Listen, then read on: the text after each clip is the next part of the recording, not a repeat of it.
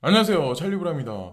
오늘은 바이낸스 관련해서 좀 말씀을 많이 드리려고 하고, 시장 상황이 이제 향후 어떻게 펼쳐질지 이제 3분기 시작점이잖아요. 그러니까 뭐 7월 1일이 지나긴 했지만 어쨌건 7월 1일부터 땡에서 금방 상승장으로 간다 이렇게 보시는 분들은 분명히 없겠죠. 예, 설마.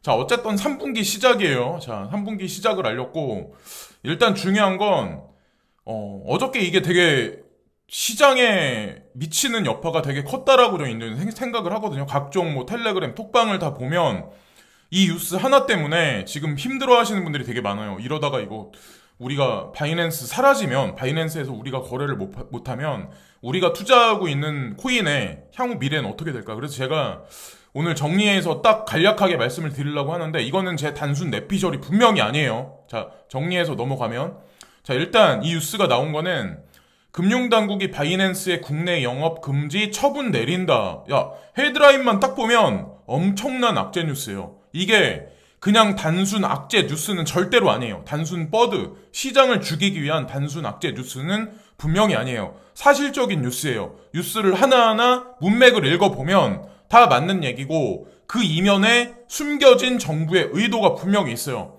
그걸 알아내는 게 가장 중요하다고 저는 생각을 합니다.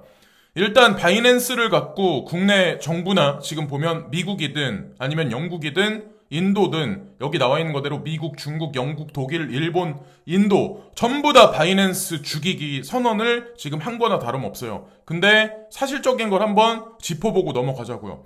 9월 말에 특근법 유예기간을 종료할 거다. 그러니까 미국, 영국, 일본 등에서도 압박을 강화하고 있다. 왜 바이낸스를 상대로 이럴까요? 바이낸스를 상대로 이렇게 할 수밖에 없어요. 왜? 바이낸스가 1등 거래소니까. 전 세계 최고 거래량을 자랑을 하니까. 자, 금융당국이 세계 최대 암호화폐 거래소인 바이낸스 등 해외 거래소가 내국인을 대상으로 매매 중개 서비스를 제공하는 행위를 금지할 전망이다. 자, 이거 엄청난 공포감이죠. 저도 바이낸스에 분명 가지고 있어요. 바이낸스에 분명히 가지고 있어요. 자, 근데 이 문장을 읽어보면 거기 사실 해답이 있어요.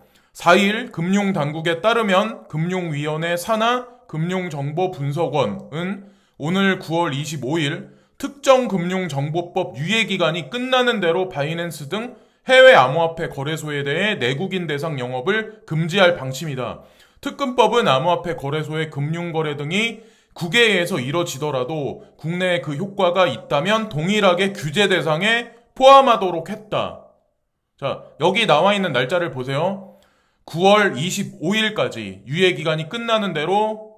근데 여기서 바이낸스 등 해외 거래 암호화폐 거래소라고 여기 나와 있죠. 그러니까 바이낸스 포함해서 우리가 지금 사용하고 있는 전체 거래소, 전 세계에 있는 모든 다국적 거래소, 글로벌 거래소는 전부 다 신고를 해야 돼요. 우리나라 금융당국에. 바이낸스 포함해서 그 외에 전부 다 포함해서 말씀드리는 거예요.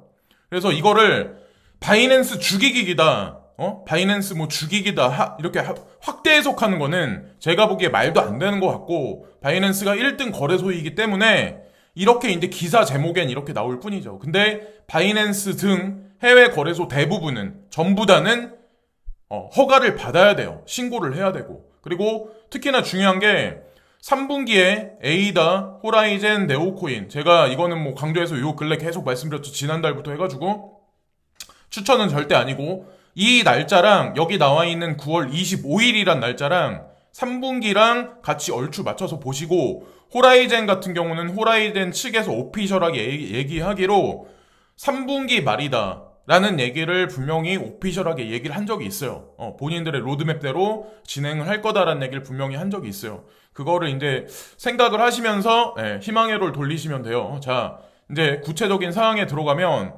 가상자산 사업자는 무조건 신고해야 한다는 것. 무조건적으로 신고를 해야 돼요. 회피할 수 없어. 국내 영업 정황이 명백할 경우 무신고 해외 거래소도 불법으로 규정해 수사기관에 고발할 것이라고 말했다. 이어 꼭 한국법인이 아니어도 상관없으며 검사가 필요한 경우 본사 소재지가 불분명한 해외 거래소는 국제공조에 따라 사법 처리할 것이라고 했다.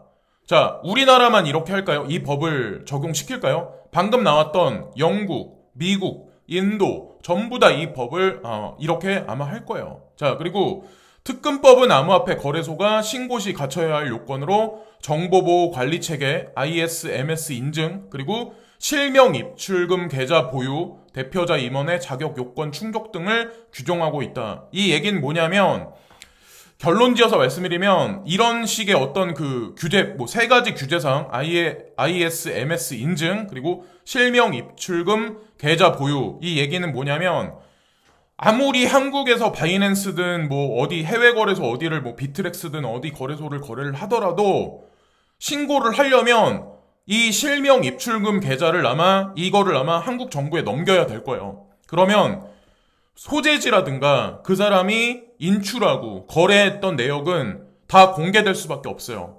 그러니까 나는 업비트에 있으니까 뭐 세금이 들어가면 예를 들어서 조세 체계가 돼도 거기에 있는 세금만 낸다. 나는 바이낸스에 있으니까 상관없다라고 생각을 하시겠지만 그게 아니라는 거죠. 정부에서 노리는 건 그걸 노리는 거예요. 그래서 바이낸스 등 해외 거래소 모든 거래소는 전부 다 신고를 해라. 그러면 우리가 입출금하고 거기서 거래해서 어느 정도 이득 봤다는 게 한국 시장 업비트로 넘어와도 거기서부터 다시 끊기는 게 아니라 그게 다 연결돼서 앞으로 향후에 조세 체계가 이제 확립이 되면 거기서 우리가 세금을 어쩔 수 없이 낼 수밖에 없는 그런 상황이 될 수밖에 없는 거예요. 그 상황을 만들어내기 위해서 바이낸스 등 해외 거래소 전부는 국내 정부한테 허가를 받아야 된다. 라이센스를 받아야 된다. 그리고 전체적인 개인 어떤 그 실명 인증이라든가 뭐 여러 가지 정보를 제공을 해야 된다라는 단서를 붙였겠죠. 여기 나와 있는 것 같이 정보보호관리체계, ISMS 인증이라든가 뭐 실명 입출금, 계좌 보유 등이라든가 뭐 이게 다 공조해서 하겠다는 얘기예요. 그러니까 이거를 보고 단순하게 뭐 바이낸스 죽이기다, 라고 단정지어서 하기에는 좀 제가 보기에는 좀 어설픈 확대 해석이 아닐까라는 생각을 하고 그러면 이런 생각을 할 수 있어. 그러면 나는 세금 내기 싫으니까 세금 내기 싫으니까 그리고 바이낸스 어쩌고저쩌고 하니까 걱정된다. 그럼 나는 개인 지갑에 옮길 거야. 라고 생각을 하셔가지고 나는 그럼 개인 지갑에 넣어놨다가 몇 년 있다 거래할 거야. 라고 단순하게 또 생각을 하실 거예요. 개인이 지갑을 샀어요. 그죠? 그리고 바이낸스에서 인출했어. 업비트에서 인출을 했어. 그럼 그 기록이 블록체인 상에 남아요. 그리고 실명 계좌를 가지고 있죠. 본인이 예를 들어서 김철수라는 사람이 업비트에 있는 계좌에서 인출을 했어. 블록체인에 기록이 남아. 바이낸스에도 기록이 남아. 자, 그러면 그게 어떻게 될까요? 그거는 사라지지 않아요. 그래서 그 인출한 코인이 이 레저 나노에 들어가요. 그래서 1년, 2년 보관이 돼. 그래서 어느 순간에 이 코인을 어떤 거래소에 보내도 내 실명 계좌가 있는 거래소에 보낼 수밖에 없어요. 또 하나, 개인 간 거래를 할 수가 있어요. 내가 여기다가 비트를 뭐 50비트를 넣었다. 그래서 50비트만큼 P2P 거래를 해서 딴 사람한테 이걸 판다. 근데 여러분들이 아셔야 되는 게 앞으로는 개인 간 어떤 그 자료 이것도 예를 들어서 내가 이 지갑을 주고 사도 이 코인이 거래소로 들어가면 그것에 관해서 소명 자료가 있어야 돼요. 소명 자료를 제대로 제출 안 하면 그건 어떻게 될까요? 네. 엄청난 세금을 물리거나 아마 거래를 못하게 할 수도 있어요. 그리고 국세청에서 가만 안 둘 확률이 되게 높다라고 저는 생각합니다. 그렇게 말도 안 되게 그냥 개인이 단순하게 생각해서 그렇게 호락호락하게 하진 않아요. 네. 이 조세 체계라는 자체가 한국 정부뿐만 아니라 전 세계 정부가 그런 식으로 생각하시면 어떨까라는 생각을 해요. 자, 그리고 호주에 관해서 이제 한마디 드리려고 하는데 뭐 이거는 뭐 전 세계가 아마 비슷비슷할 거예요. 제가 좋은 아침이다. 지금 호주가 올해 부채 비율이 기록적인 87%를 기록할 수가 있다. 2년 만에 GDP 대비해서 부채 비율이 17 PPTS 상승했다. 이 나라는 이미 2012년에 최고 AAA 등급을 잃었고 조만간 다시 얻지 못할 것입니다. 라고 해가지고 독일 경제 분석가가 뭐 이거를 아침에 이제 트윗에 올렸는데 제가 말씀드리고 싶은 거는 빚 대비해서 GDP 비율이거든요. 여기 나와 있는 게. GDP 대비해서 빚의 비율 87%까지 올라갔다. 그러니까 어마어마하게 많이 올라갔다는 얘기예요. 그나마 빚이 적은 나라 중에 하나가 호주 정부거든요. 근데 여기도 제가 알기로는 복지 포퓰리즘이 엄청나게 지난 뭐 10년간 엄청나게 풀어서 더 이상 국민들한테 쏟아낼 돈이 없다라는 얘기가 뭐 이렇게 사람들 입에 전해지고 지금 현재 그래서 세금이 엄청나게 올라간다라는 얘기가 제 아는 뭐 지인들한테 지금 들려오는 얘기가 있거든요. 그리고 이제 중요한 게 4차 산업혁명에서 수혜국이 과연 어떤가. 그러니까 우리나라만 사셨던 분들은 우리나라보다 북유럽이 좋을 거야. 예를 들어서 한국이 좋을 거야. 그러니까 예를 들어서 뭐 프랑스가 좋을 거야. 아니면 뭐 벨기에가 훨씬 좋을 거야. 미국이 좋을 거야라고 생각을 하시겠지만 4차 산업혁명에 진짜 수혜국이 어느 국가인지 여러분들이 잘 판단을 하셔야 돼요. 마지막 판단하셔야 돼요. 내가 어느 나라에 사는 게 진짜 좋은가. 한국이 개발도상국에서 선진국으로 공식적으로 오피셜하게 이미 제가 아는 걸로는 판명이 된 걸로 알고 있어요. 자, 저는 실제로 그렇게 생각을 해요. 한국 되게 살기 좋은 나라라고 생각을 해요. 자, 어쨌든 뭐 개개인의 어떤 뭐 바라보는 어떤 그 성향이 있겠지만 다른 나라 가봐야 진짜 다 거기서 거기에요. 사람 사는 거. 다 마찬가지예요. 이민 가봐야. 자, 어쨌든 전 세계 정부는 비세 비율이 계속 늘어난다. 그리고 추세적인 관점에서 이제 한 가지 말씀드리려고 하는데 비트코인 선물 커브에 관해서 자, 오늘 아침에 이제 트윗상에 어떤 분이 이걸 올려놨는데 여기 보시면 바이낸스, 빗비넥스, CME 그룹 그리고 OKEX, 빈맥스 그리고 바이비트 그리고 FTX까지 그러니까 우리가 알고 있는 선물 거래를 하고 있는 대형 거래소들은 다 여기 포진되어 있는 거예요. 근데 여기 보면 롱 포지션이 좀 중장기적으로 봤을 때 조금 많아지고 있어요. 지금 현재 추세가. 그리고 CME 갭빌드는 갭에 관해서는 사실 메꾸지 않고 지금 올라가 있는 현재 형국이에요. 그래서 이거를 보고 희망회로를 돌리기에는 뭐 한편으로 봤을 때 뭐 아닐 수도 있지만 이거는 그냥 참고로만 보세요. 어쨌건 지금 전체적인 뭐 선물 거래소들은 전체적으로 롱 포지션 쪽으로 많이 지금 비중이 사람들이 많이 옮겨갔다라는 걸 이제 보시면 되고 CME 같은 경우는 갭빌드가 아직까지 뭐 이 사람들은 뭐 부정적인 견해를 하고 있는데 이 사람들 같은 경우는 선물과 현물을 교차해서 하기 때문에 이것만 보고 CME 그룹의 어떤 핵심 의도를 우리가 알 수는 없어요. 근데 다만 중요한 건 제가 그레이스케일 자산운용사하고 이제 뭐 디지털 커런시 그룹하고 엮어서 글렌 허친스라는 분을 간간히 말씀을 드리는데 CBOE, CME 이 비트코인 선물 시장하고 진짜 밀접하게 관련돼 있는 분이 또 그분이에요. 그래서 이제 실버 레이크라고 있죠. 그래서 그거는 따로 한번 또 디테일하게 조사를 한번 해보시고 자 이것도 그냥 눈치껏 보시면 되는데 investing.com이라고 해서 트위터에서도 되게 유명하고 전 세계 사람들이 주식시장에 투자하는 사람들은 누구나가 다 살펴보는 그런 회사거든요. 미디어사고 어떤 그런 데거든요. 근데 여기에서 어느 날부터 자, 이 코인에 관해서 뭐 하루하루 그러니까 실시간으로 이거를 계속 얘기를 해요. 자, 비트코인은 뭐 지금 현재 얼마가 올랐네, 이더리움 얼마가 올랐네, 뭐 XRP는 지금 현재 어떻네 이런 얘기들을 저런 얘기들을 막 해요. 자, 이거를 눈치를 채야 돼요. 주식하고 뿌리 깊게 관련돼 있는 회사가 갑자기 어느 날부터 코인에 관해서 이런 식으로 계속 얘기를 해요. 자꾸. 그러니까 무슨 의미일까요? 그리고 로빈후드도 잔뼈가 굵은 게 주식시장부터 잔뼈가 굵은 거예요. 그러니까 지금 독립기념일이거든요. 독립기념일이 끝나면 이번 주 내로 로빈후드가 이번 주다 뭐 다음 주에 특히나 뭐 이번 주 상간에 뭐 이게 독립기념일이 지나면 IPO가 진행될 거다라는 얘기가 있는데 뭐 이번 주에 어떻게 될지 모르겠지만 로빈후드도 주식 거래만 계속 했었는데 가상자산에 관해서 거래를 하고 있어요. 지금 리스트 돼 있는 그런 코인에 관해서 제가 말씀드린 적 있죠. 눈치를 채야 된다는 거예요. 전체적인 흐름에. 이토로도 마찬가지야. 주식만 원래 거래했던데요. 근데 얘네도 마찬가지로 가상자산을 거래를 하고 있어요. 자, 전체적으로 보세요. 지금 주식시장과 가상자산 시장이 묶여서 믹스돼서 움직이기 일보 직전인 거예요.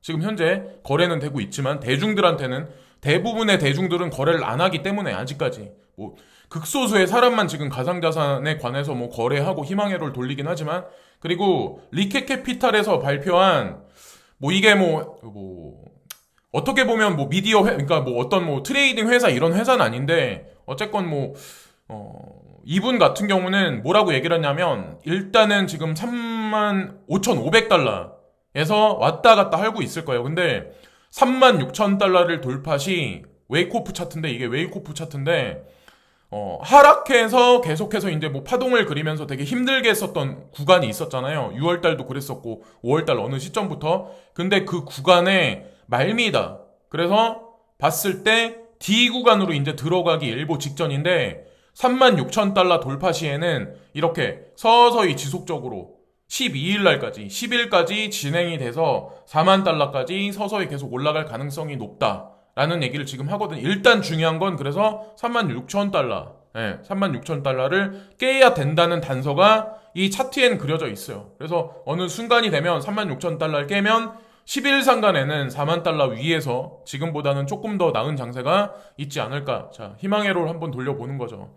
그리고 그레이스케일 자산운용사 포트폴리오를 가져와서 뭐 여기 나와 있는 코인을 뭐 말씀을 드리는데 어떤 건 좋다, 뭐 어떤 건 나쁘다 이렇게 말할 수는 없어요. 그리고 사람들이 이제 그런 얘기를 되게 많이 하거든요. 뭐 지캐시가 우월하다, 뭐 호라이젠이 우월하다. 근데 그 기준을 정하는 거는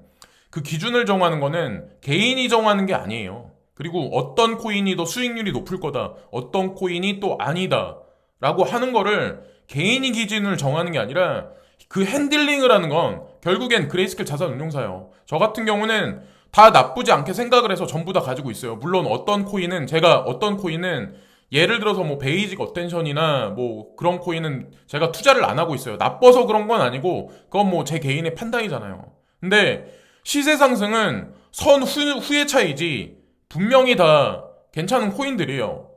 장투용으로 분명히 다 살아남을 수 있는 코인들이고 그 기준을 개인이 하는 말에 자꾸 부하내동할 필요가 절대로 없다는 거죠. 좌불안석할 필요가 절대로 없다. 그리고 내가 공부해서 내가 주인이 돼서 내 판단이 오르면 그 코인이 비트코인이 되는 거예요.